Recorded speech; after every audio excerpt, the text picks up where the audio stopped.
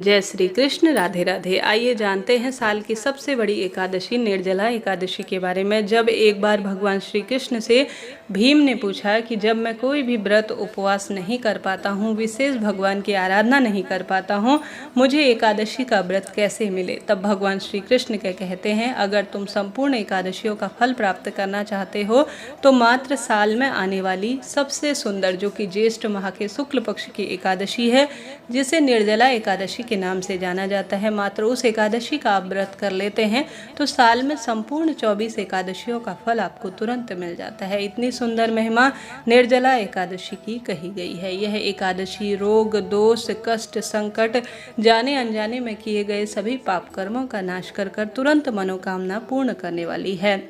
जेठ का पावन पवित्र महीना, जो कि अपने आप में, जिसमें जल का त्याग करना एक साधना के समान माना जाता है, एक तप के समान माना जाता है, ऐसे में निर्जल एकादशी का व्रत एक कठोर तप है। जो भक्तजन इस एकादशी का व्रत कर लेते हैं ना, वह एक महातप के समान सुंदर फल प्राप्त कर लेते हैं। अगर आप भी एकादशी व्रत करने का सोच रहे हैं तो ध्यान से सुनिएगा।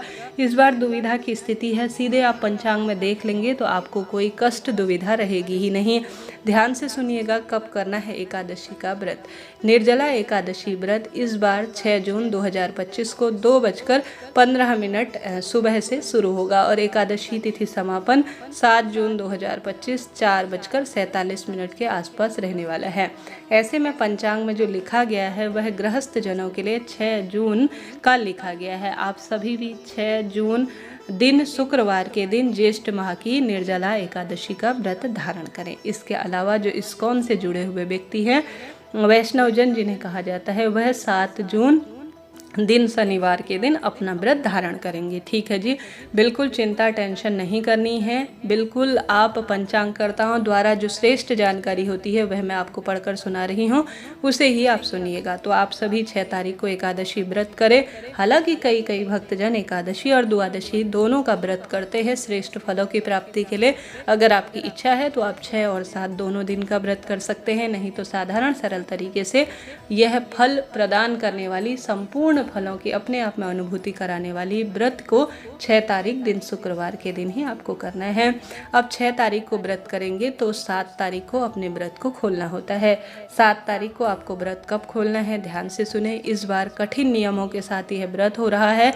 7 जून दोपहर में 1:44 से 4:31 पर आपको अपना व्रत खोलना होगा, क्योंकि हरिवासर का समय 11:25 के आसपास तक रहने वाला है।